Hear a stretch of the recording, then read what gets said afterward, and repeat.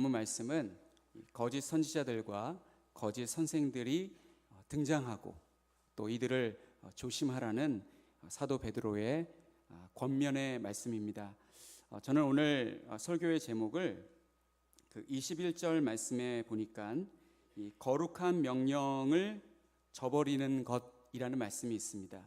그래서 거룩한 명령을 저버리지 마는 것이 사도 베드로가 원하는 것이라고 그렇게 받아들이고 오늘 제목을 거룩한 명령을 저버리지 말라로 정하였습니다.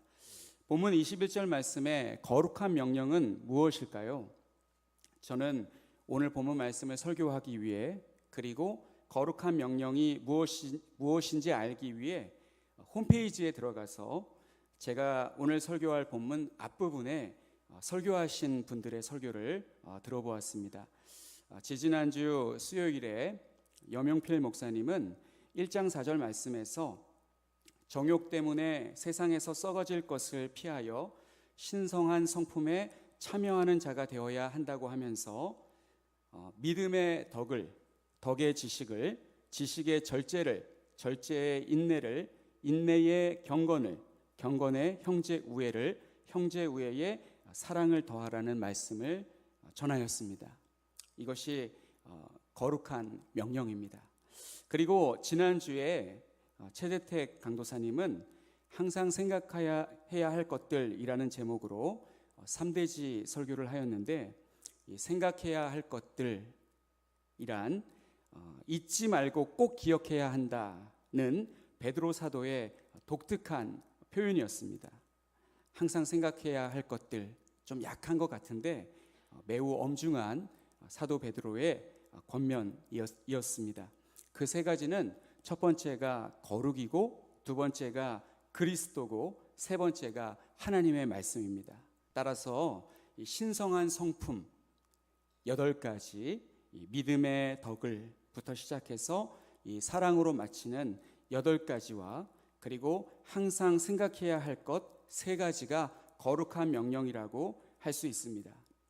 우리는 거룩한 명령을 저버리지 말고 항상 생각하면서 살아야 하는데, 이러한 삶은 보람이 있지만 자기를 부인하고 자기 십자가를 지고 주님의 길을 걸어가는 길이기 때문에 매우 고단하고 힘든 것이 사실입니다. 주님이 걸어가신 십자가의 길, 이 거룩한 명령을 받들어서 그 명령을 순종하면서 살아가는 그 길은 정말 일사각오의 정신이 없이는 따라갈 수 없는 길이라고 할 수 있겠습니다. 그런데 오늘 본문 말씀을 보니까 사도 베드로가 1장에서 이것을 굉장히 강조했었는데 2장의 말씀을 보니까 거짓 선생들이 나타났습니다.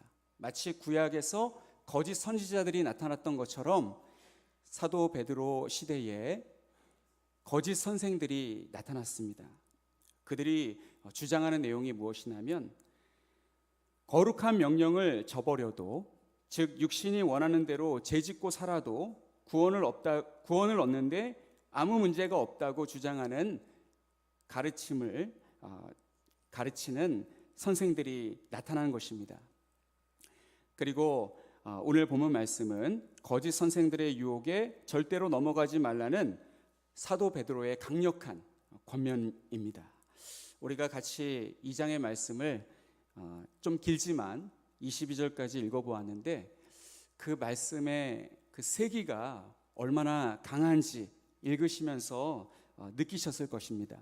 사도 베드로는 이 거짓 선생들의 가르침에, 그들의 속임수에 절대로 넘어가면 안 된다라고 강력하게 권면하고 있습니다. 첫째는 그 거짓 선생들의 유혹에 넘어가지 말라고 하는 그 사도 베드로의 권면, 첫째는 이 2장 1절로 3절 말씀에 보면 베드로는 거짓 선생들을 이렇게 묘사합니다. 이 3절까지의 말씀, 3절까지의 말씀도 적지 않은 분량인데 그 핵심 키워드가 있습니다. 이 3절까지 말씀에서 첫 번째 그 거짓 선생들의 그 특징은 가만히입니다. 가만히 들어와서, 이 이단들은 언제나 드러내놓고 들어오는 법이 없습니다. 교묘하게, 가만히, 은밀하게 그렇게 들어옵니다. 오늘 이 본문 말씀에도 보면 이단을 가만히 끌어들여 라는 말씀이 있습니다. 그리고 두 번째는 이 호색이라는 단어가 있습니다. 2절에 여럿이 그들이 호색하는 것을 따르리니 라고 기록되어 있는데, 이 여럿이는 이 여럿이 하면은 몇 명이 되는 것 같은데 이 원문으로 보면 많은 사람을 뜻합니다. 적지 않은 많은 사람이 그들의 호색하는 것을 따른다. 이 호색이라는 말은 항상 이 음란과 같이 나오는 그러한 단어입니다. 이 거짓 선생들이 나쁜 것은 호색이라는 것이 우리가 바로 느껴지기에도 이것은 나쁜 것이다 라는 것이 느껴지는데, 거짓 선생들은 정욕의 행위를 숨겨주기 위해 간사한 교훈을 가지고 있습니다. 이것이 아무 문제가 되지 않는 것처럼 그렇게 포장을 합니다. 그러한 간사함이 그들에게 있습니다. 그들은 이 호색을 또한 추구합니다. 그리고 탐심이 있습니다. 3절 말씀에 이 탐심으로써 지어낸 말을 가지고 너희로 이득을 삼으니, 이 거짓 교사들, 이단들은 이 물질적인 이익을 추구합니다. 이단들은 교인들에게 헌금을 갈취하여서 엄청난 재력을 가지고 있습니다. 이렇게 이 거짓 선생들이 가지고 있는 세 가지의 특징을 3절까지 말씀해서 일목요연하게 그렇게 묘사하고 있습니다. 두 번째 4절부터 10절까지의 말씀은 사도 베드로는 이 거짓 선생들이 심판을 받을 것이라고 말씀하고 있습니다. 그런데 이 거짓 선생들은 2장의 말씀을 보면 처음부터 거짓 선생들은 아니었습니다. 처음에는 우리와 같은 그러한 신자들이었는데 변질된 타락한 그러한 사람이라고 할 수가 있겠습니다. 이 거짓 선생들에 대한 심판, 그 심판이 얼마나 엄중한지에 대해서 이 10절까지의 말씀에 나와 있는데, 사도 베드로는 이 네 가지의 예를 들어서 이들이 하나님께 심판을 받을 것이다 라고 말씀합니다. 어떤 방식으로 예를 드냐면 4절의 말씀, 5절의 말씀, 6절의 말씀, 그리고 7절, 8절의 말씀, 이렇게 네 가지의 그 예를 들어서 이들이 하나님께 형벌을 받는다, 이들이 하나님께 심판을 받는다라고 이 9절과 10절 말씀을 입증하고 있는 것을 볼 수 있습니다. 첫 번째 4절 말씀을 한번 보겠습니다. 이들이 어떻게 심판을 받냐면, 첫 번째는 하나님이 범죄한 천사들을 용서하지 아니하시고 지옥에 던져 어두운 구덩이에 두어 심판 때까지 지키게 하셨으며, 이 하나님께서 범죄한 천사들, 이 사탄을 용서하지 아니하시고 지옥에 던져 어두운 구덩이에 두어 심판 때까지 지키게 하신 것처럼 이 거짓 선생들을 하나님께서 심판하실 것이다, 그렇게 말씀하고 있습니다. 그리고 또다시 이 5절 말씀에 보면 옛세상, 이 노아의 시대 때에 홍수로 심판받은 그들, 그 옛세상을 용서하지 아니하시고 오직 의를 전파하는 노아와 그 7 식구를 보존하시고 경건하지 아니한 자들의 세상에 홍수를 내리셨으며, 이 옛세상을 용서하지 아니하시고 오직 의를 전파하는 노아와 그 7 식구를 보존하셨던 것처럼 그들을 심판하신다라는 말씀입니다. 이 9절의 말씀에 보면 주께서 경건한 자는 시험에서 건지실 줄 아시고, 바로 노아와 그 7 식구를 가리키는 것이고, 불의한 자는 형벌 아래에 두어 심판날까지 지키시며, 바로 그 옛세상을 가리키는 그러한 말씀입니다. 그리고 세 번째는 이 소돔과 고모라를 또 예로 듭니다. 이 소돔과 고모라 성을 멸망하기로 정하여 재가 되게 하사 후세에 경건하지 아니할 자들에게 본을 삼으셨으며, 이 소돔과 고모라 성을 멸망시키셨던 것처럼 이 거짓 선생들을 하나님께서 심판하실 것이다 라고 그렇게 말씀하고 있습니다.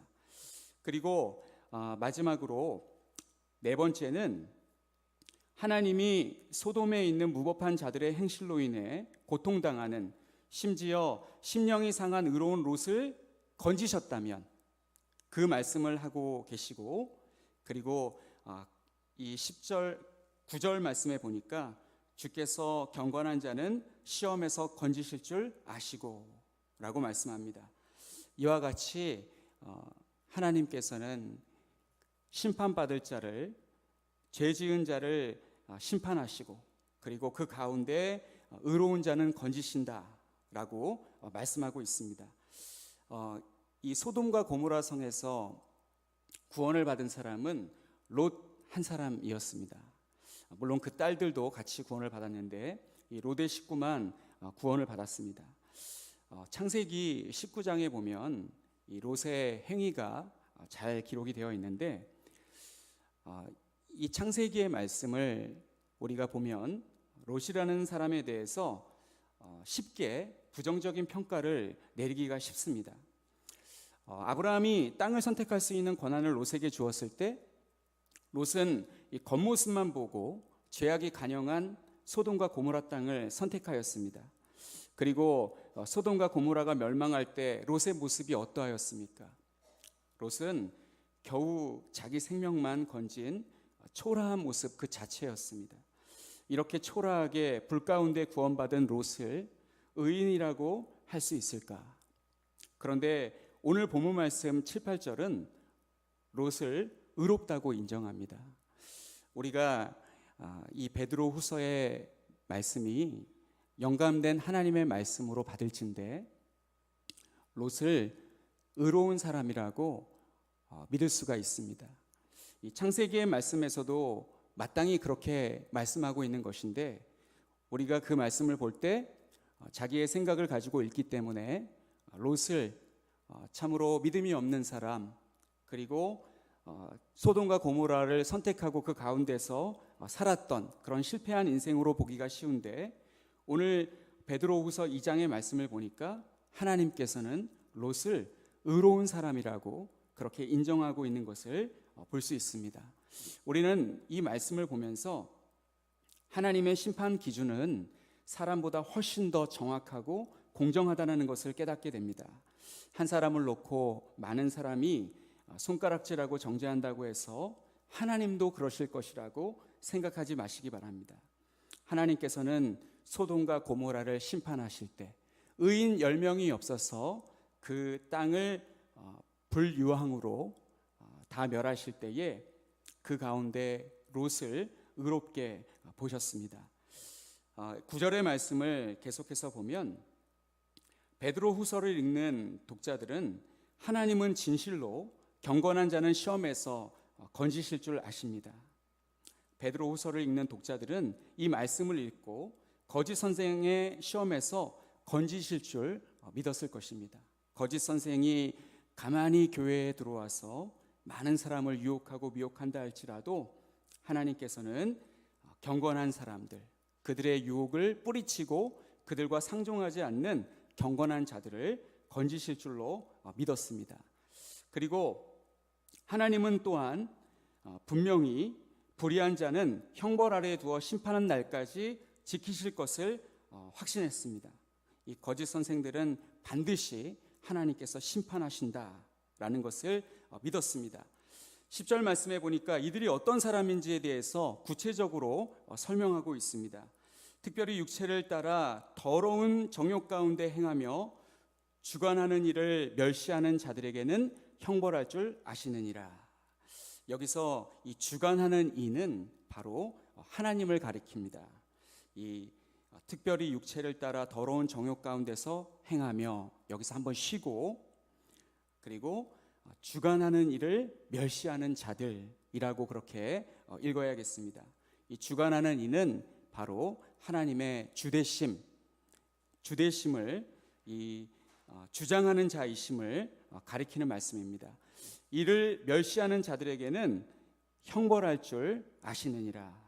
그들의 특징이 이제 2장 10절부터 16절까지 세 번째 단락에서 그들의 그 특성을 묘사하고 있습니다. 그들의 특성이 굉장히 노골적인 그런 표현을 써서 가감없이 거침없이 그들의 특성을 말씀하고 있습니다. 10절 말씀 보면 이들은 당돌하고 자긍하며 떨지 않고 영광 있는 자들을 비방하거니와 라고 말씀합니다. 이 10절부터 11절 말씀을 보면 이들이 영광 있는 자들을 비방한다, 이들이 함부로 비방한다라는 말씀이 있는데, 이 말씀을 이해하기 위해서 유다서 1장 8절로 10절 말씀이 도움이 됩니다. 어떻게 기록되어 있는지 한번 읽어드리겠습니다. 그러한데 꿈꾸는 이 사람들도 그와 같이 육체를 더럽히며 권위를 업신여기며 영광을 비방하는도다. 천사장 미가엘이 모세의 시체에 관하여 마귀와 다투어 변론할 때에 감히 비방하는 판결을 내리지 못하고 다만 말하되 주께서 너를 꾸짖으시기를 원하노라 하였거늘 이 사람들은 무엇이든지 그 알지 못하는 것을 비방하는도다. 또 그들은 이성 없는 짐승같이 본능으로 아는 그것으로 멸망하느니라 라고 말씀합니다.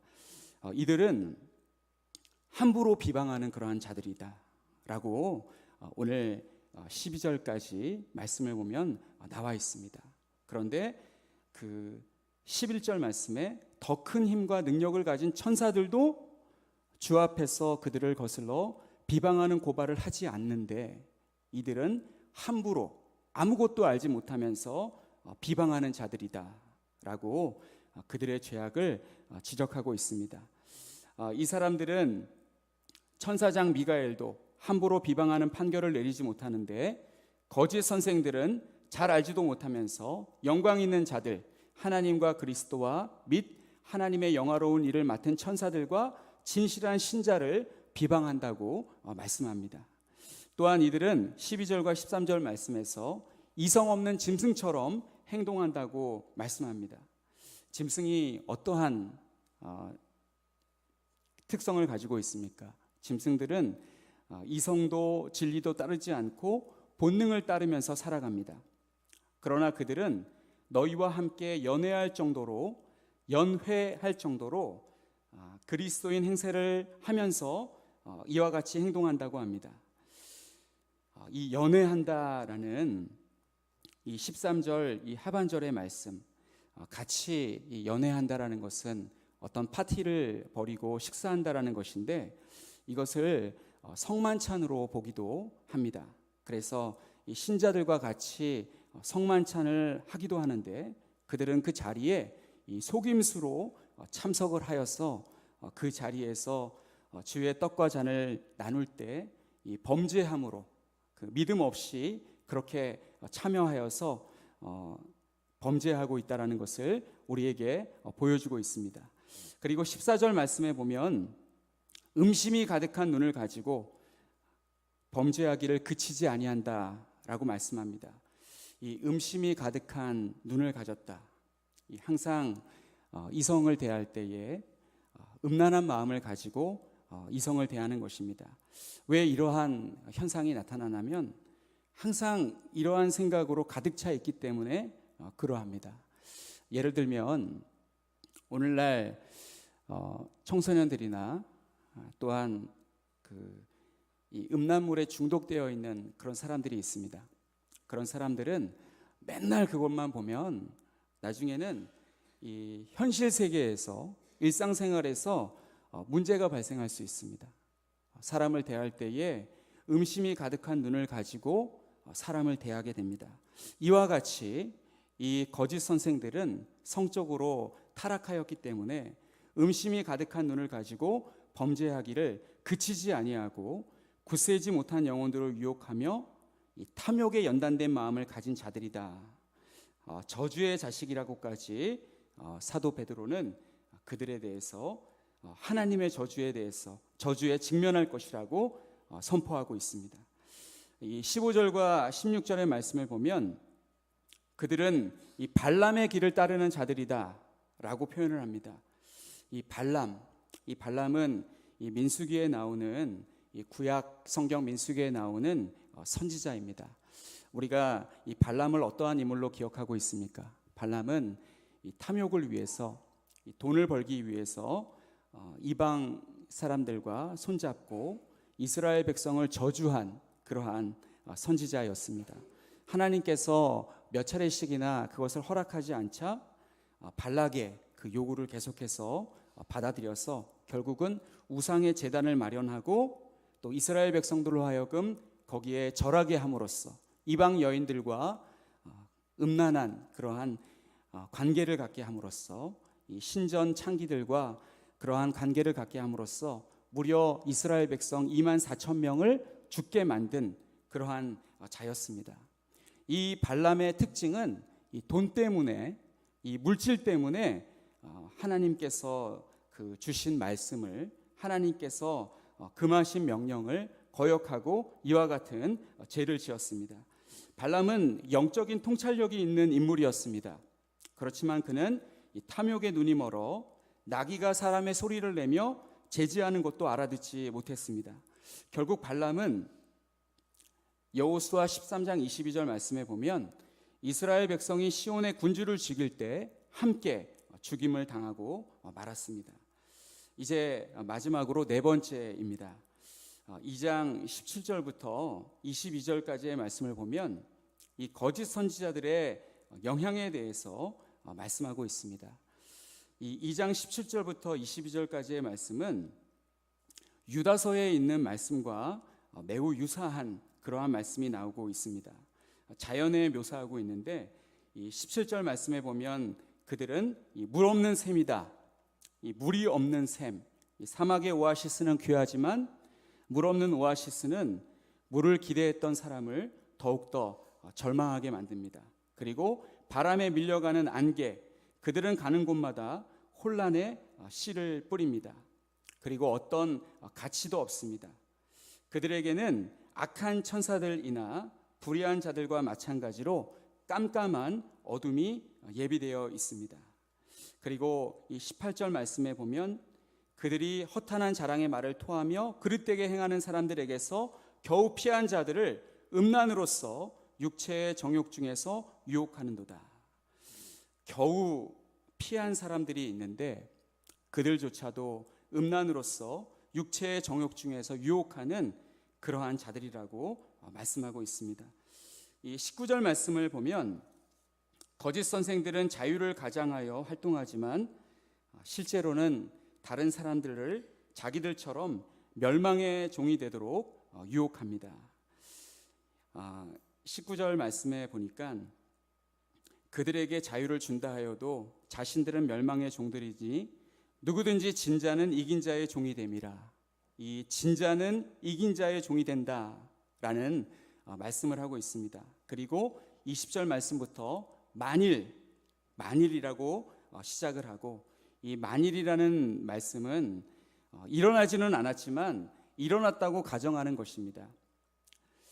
이 20절에 이 만일 그들이 우리 주 대신 구주 예수 그리스도를 알므로 세상의 더러움을 피한 후에 다시 그 중에 얽매이고 지면, 만일 그들이 뭐뭐 한다면 이라고 말씀하고 있는데, 이 지면, 이 19절에 있는 말씀처럼 진자는 이긴 자의 종이 됨과 같이 만일 그들이 우리 주 대신 구주 예수 그리스도를 알므로 세상의 더러움을 피한 후에 다시 그 중에 얽매이고 지면 어떻게 되느냐, 만약에 그러한 일이 일어나면 어떻게 되느냐라고 말씀하고 있는데, 그 나중 형편이 처음보다 더 심하게 된다. 만일 유혹하는 자를 뿌리치지 못하고 지면 멸망의 종들이 된다는 말씀입니다. 이 20절의 이 끝부분에 있는 그 나중 형편이 처음보다 더 심하리니, 이 말씀은 예수님께서 주신 말씀이기도 합니다. 마태복음 12장 43절로 45절 말씀에 보면 더러운 귀신이 사람에게서 나갔을 때에 물 없는 곳으로 다니며 쉬기를 구하되 쉴 곳을 얻지 못하고 이에 이르되 내가 나온 내 집으로 돌아가리라 하고 와보니 그 집이 비고 청소되고 수리되었거늘 이에 가서 저보다 더 악한 귀신 7을 데리고 들어가서 거하니 그 사람의 나중 형편이 전보다 더욱 심하게 되느니라. 이 악한 세대가 또한 그렇게 되리라. 이 말씀대로 예수님께서 주신 이 말씀대로 예수님을 믿은 것으로 시작을 하였다가 나중에 그 유혹에 빠져서, 거짓 선생의 유혹에 빠져서 결국 그들의 속임수에 넘어가서 믿음에서 떠나버리고 말면 그 사람의 나중 형편이 더 좋아지는 것이 아니라 전보다 더욱 심하게 된다라는 말씀으로 절대로 이 거짓 선생의 유혹에 빠지지 말라고 그렇게 권면하고 있습니다. 이 거짓 교사들은 또한 어떠한 자들입니까? 처음에는 그리스도를 아는 길을 따르다가 결국 그 길을 버리고 죄와 어두움의 삶으로 되돌아가 버리고 말았습니다. 이들은 차라리 처음부터 안 믿는 편이 더 나았을 것입니다. 거룩한 명령에 대해서 차라리 모르는 것이 더 나았다라고 말씀하시는 것은 기독교 신앙을 거짓되게 고백한 뒤에 돌아서는 이들은 다시는 그리스도를 믿으려 하지 않기 때문입니다. 이렇게 사도 베드로는 이 편지를 받는 성도들에게 여러 가지 교훈으로 거짓 선생들을 조심하라고 말씀하고 있습니다. 제가 너무 급하게 쉴 새 없이 원고를 읽으면서 설교를 해서 우리 성도님들이 저처럼 정신이 없었을 것 같은데, 이 말씀을 통해서 우리가 깨달을 수 있는 것은 오늘날 우리가 살아가는 이 시대도 거짓 선생은 있다라는 것입니다. 오늘 본문에만 거짓 선생이 있는 것이 아니라 구약 시대에도 하나님의 말씀을 왜곡해서 전하는 거짓 선지자들이 있었고, 그리고 사도 베드로가 기록하고 있는 이 말씀을 기록하고 있는 이 시대에도 예수 그리스도의 가르침을 변질시키는 그러한 거짓 선생들이 있었고, 그리고 현재 오늘날 우리가 살아가는 이 시대에도 한국 교회는 이단들 때문에 몸살을 앓고 있습니다. 얼마나 많은 이단이 있는지 모릅니다. 기독교인들이 1000만 명이다라고 하는데 사실 허수를 제하면 한 800만 명 정도 된다고 합니다. 그런데 그 800만 명 중에서 약 200만 명은 기독교를 가장한 이단이라고 합니다. 여호와의 증인, 또 신천지, 하나님의 교회, 그리고 그 외에도 상당히 많은 그런 기독교 이단들이 있습니다. 가끔 그 이단들에 대해서 청년들과 이렇게 이야기를 해볼 때가 있습니다. 물론 그 청년들은 지금은 저와 나이가 비슷한 청년들이니까 청년들이라고 할 수가 없겠습니다. 저와 연배가 비슷한 그런 또래의 사람들하고 이야기를 나눠보면 이단에 미혹된 한 사람이 있습니다. 그러면 그 사람을 꺼내올 생각을 해야 되는데 나중에는 다 포기하고 이단도 이단 나름대로의 신앙생활을 하는 거겠지라고 그렇게 이해해 주는 그런 사람들도 있습니다. 그런데 그렇게 우리가 생각하면 안 됩니다. 이 성경의 진리, 하나님께서 말씀하시는 그 내용, 이 내용과 잘못된 가르침을 전하고 엉뚱한 말을 한다면 그는 명백한 이단이고 오늘 본문에 있는 말씀처럼 저주의 자식입니다. 절대로 구원받을 수 없는 그러한 자식이라고 할 수가 있겠습니다. 오늘 이 말씀 그 끝까지 이제 말씀을 읽어보면 마치 이 말씀의 20절부터 22절까지 말씀을 끝까지 보면 그러면 그 참된 신자들도 구원을 상실할 수 있는 것처럼 그렇게 받아들여지기도 합니다. 그런데 우리는 이 칼빈주의를 따르기 때문에 우리는 그렇게 이 말씀을 해석하지 않습니다. 그래서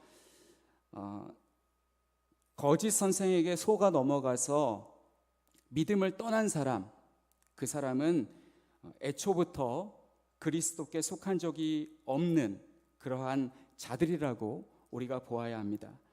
하나님은 한번 택한 하나님의 백성은 끝까지 은혜로 지켜주기 때문에 결코 타락하지 않을 것을 약속하셨습니다.